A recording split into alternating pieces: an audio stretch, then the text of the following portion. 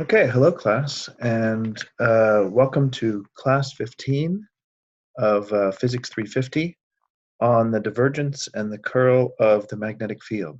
And this covers section 5.3 of the textbook. We'll be using the Biotsavart Law, which we learned in the last class, to determine the divergence and the curl of B. And we learned in our study of the electric field that the divergence and the curl of B were very significant quantities of E, rather, were very significant quantities. And so we want to calculate those as we evolve towards our conclusion of the Maxwell equations, which is kind of where we're headed. So the divergence and curl of B, we imagine a region where current is flowing here, and since it's the source of the current, we're using primed variables. We always use primed variables in this book for the source, and then our observation point for where we want to find B is in unprimed variables, just like we did with the electric field. So the Biotsavart law is written here. It's written in a, so it's mu naught over 4 pi. It's written here in a slightly different form than the form that we saw last time. It involves the current density, J, which is the current per unit area. It's a vector, since current can flow in any direction. And again, in this book, tau, or in this case tau prime, since it's over the source coordinates, is going to be the volume. So that's, I'm just following the textbook on this. So before we had I cross R dl prime. Here we have J cross R dl prime. And as I said, J is the current density, which is the current per unit area. So J, current per area times volume, gives units of current times length, since divide by area multiplied by volume gives a unit of length, and that's equivalent in unit-wise to current times the infinitesimal length. So this is a slightly more general form of the Biotsavart law we saw last class.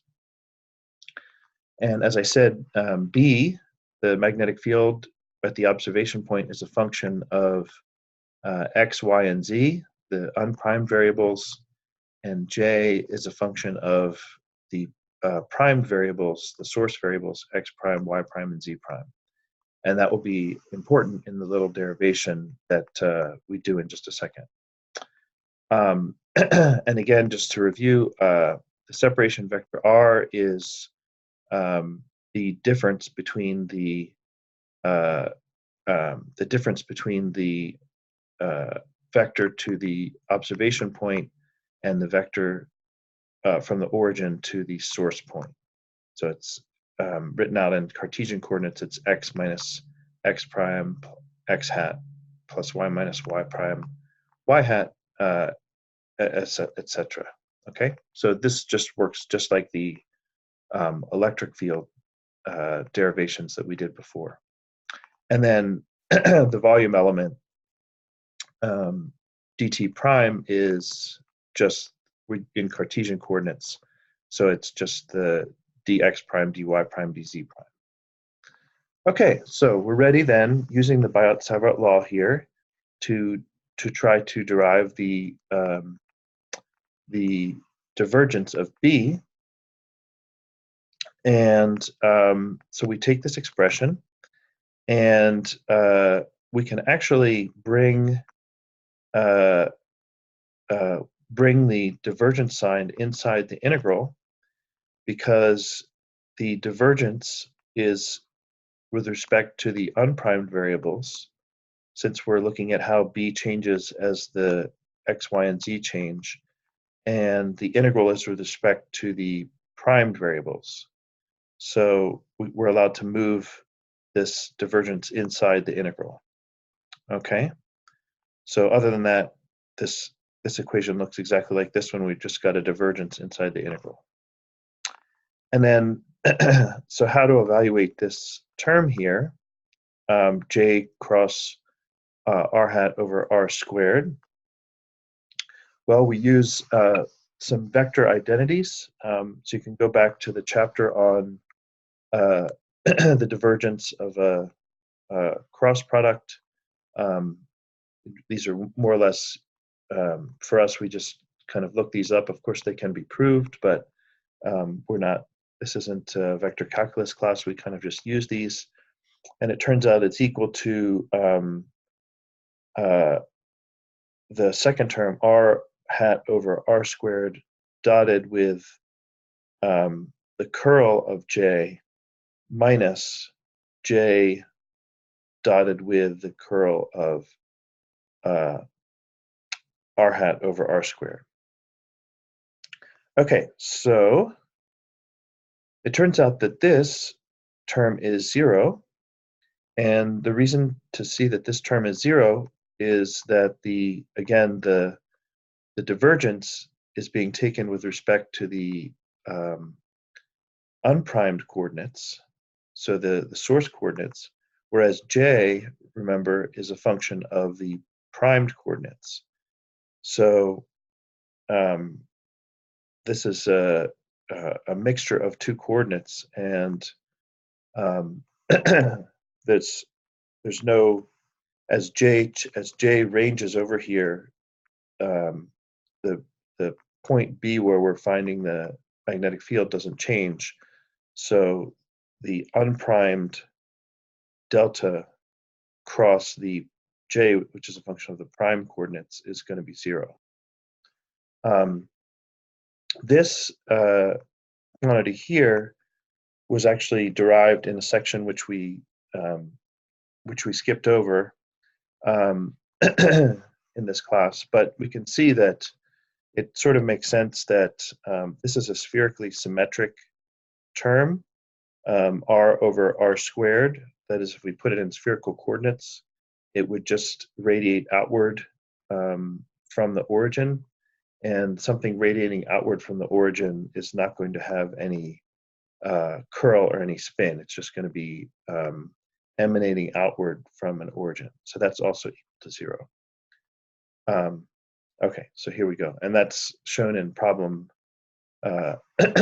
derived in problem 1.63. So both these terms are 0, and we find that the divergence of B is equal to 0, okay, starting from the Biotsavart law. In a few slides, we'll summarize the divergence of E and B and talk about the significance of the divergence of B being 0. Okay, what about the curl of B? The curl of B, we again follow the same procedure. Since the curl is with respect to the unprimed coordinates, we can bring it inside the integral over the prime coordinates. And we're left with this expression here, the curl of the cross product of j cross r over r lengths, the separation vector length squared. Okay, so again, we go back to our vector identities, and this is the vector identity for the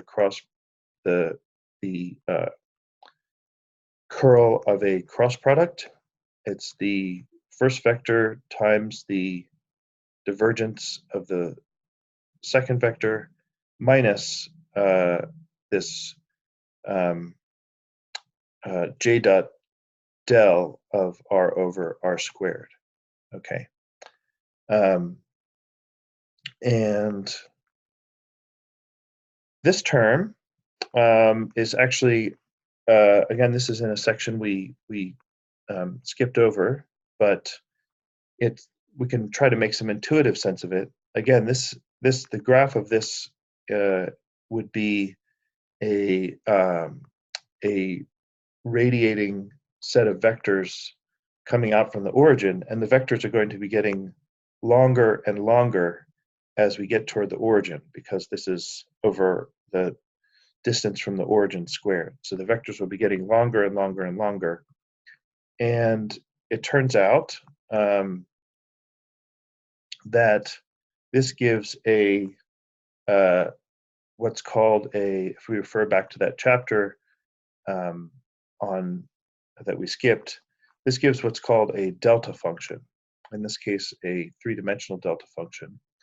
And a delta function is basically 0 everywhere except where the argument of it is 0. So if R is any finite vector, the delta function gives 0. If as R goes to 0, the delta function actually becomes finite. It actually, the theory of delta function is a little bit involved. It actually blows up to infinity. But when it's integrated, we can, which we'll be doing in a second, we can get finite values from it. Okay, and then this this expression is somewhat complicated to evaluate. It's done on page 233. We're not going to get into the. I'm not going to require you to. You can read it if you're interested, but I'm not going to go over the details of that. So we have del cross B is equal to this expression here, which what's left over from it is just J, which is a function of the primed coordinates, times the divergence of R over R squared, which is 4 pi times this delta function. And the delta function is of the separation vector, which is R minus R prime. So when you, the property of the delta function is when you integrate it, it picks out only those values of the rest of the integrand where the argument of the delta function is 0. So where is R minus R prime going to be 0? That's where R prime is equal to R. So that means it's just going to pick out where J is equal to R. Sorry, where R prime is equal to R. So we get this whole integral here becomes, well, the 4 pi's here cancel, and we get mu naught times J of R. Okay, so J of R instead of R prime.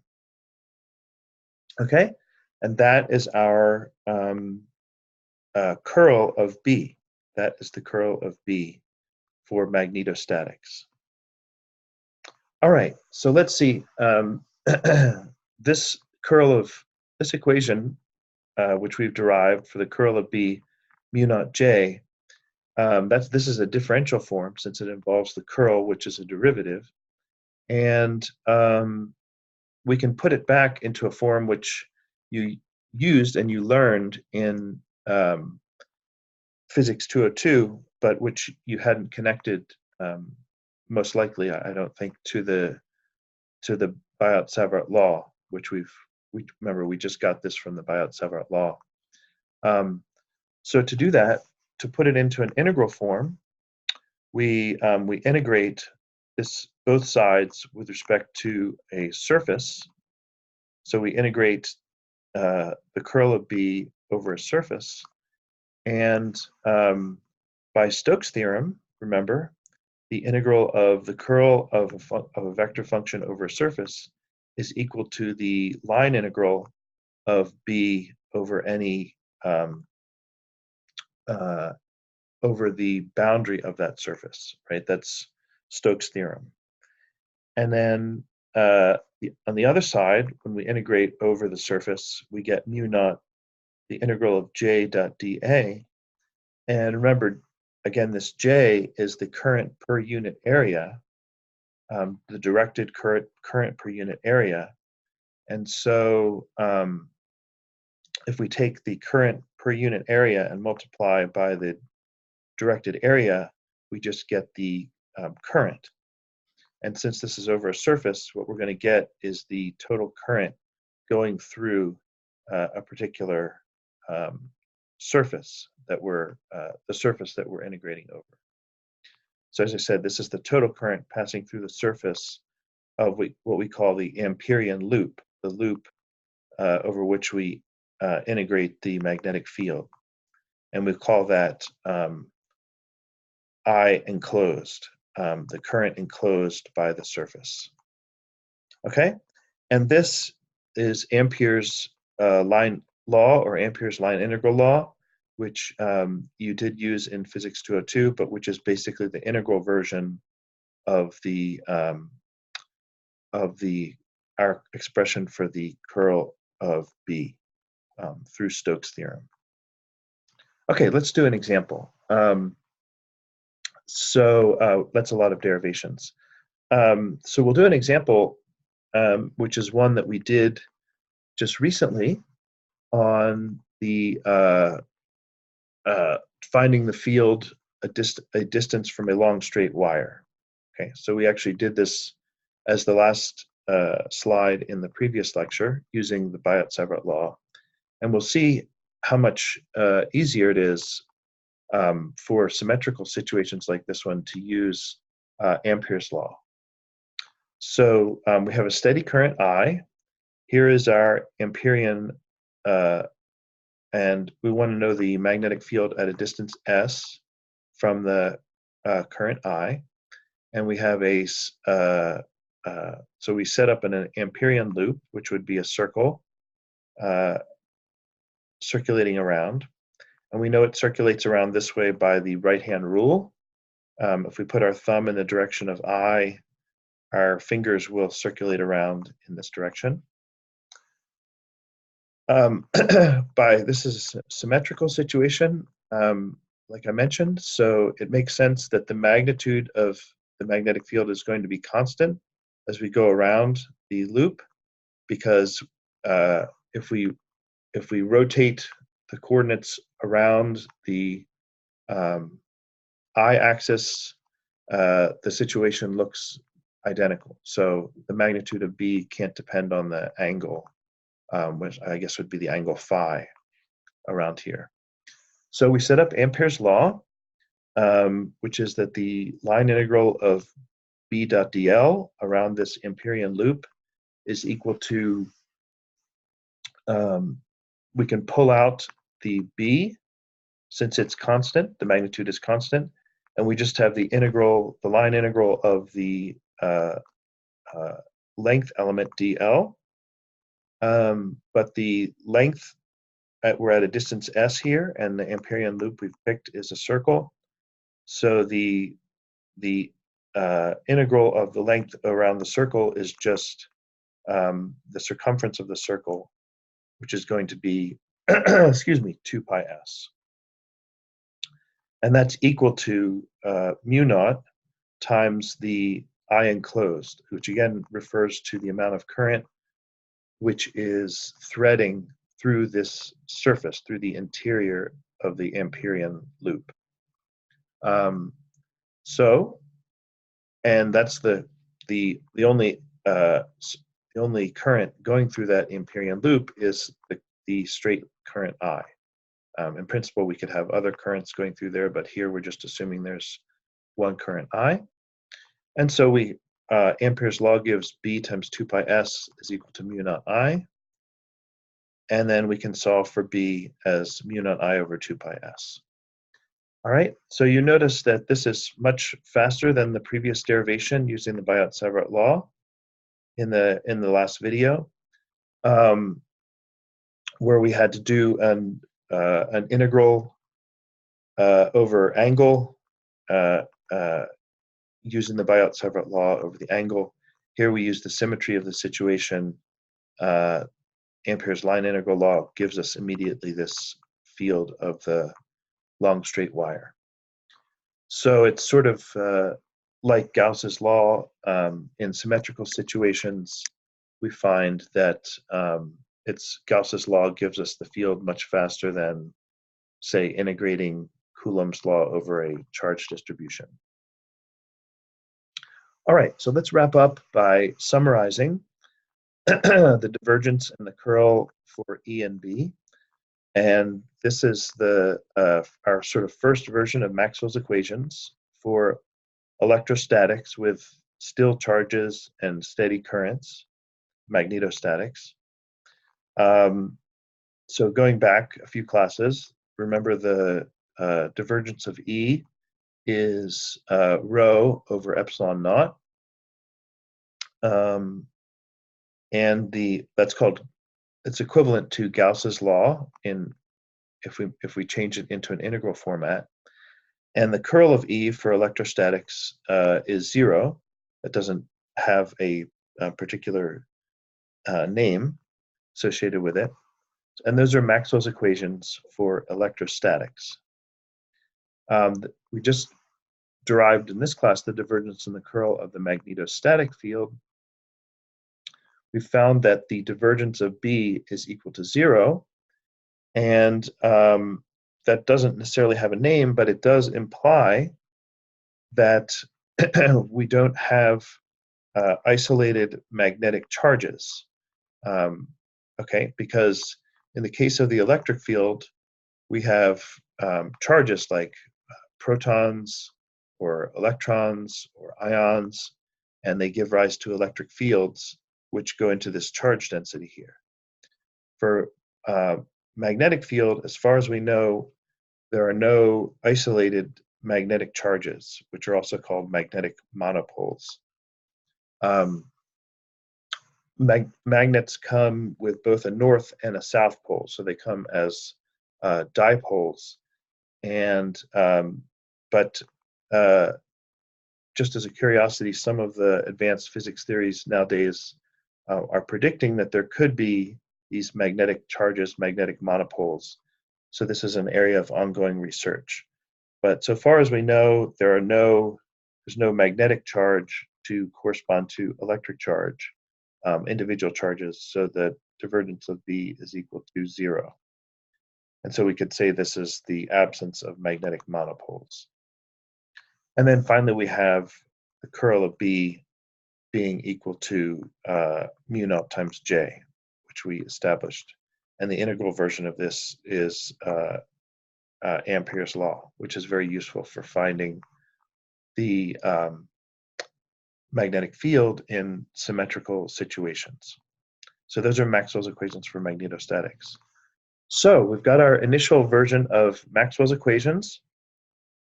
And just as a preview, the ones which will change are going to be the curl of E and the curl of B to get the full Maxwell equations. When charges are moving and there are currents, we're going to have to add additional terms to these to get the full Maxwell equations. The top two will remain the same. It's just sort of a little preview. Okay, great. So thanks for your attention, and I will see you in class.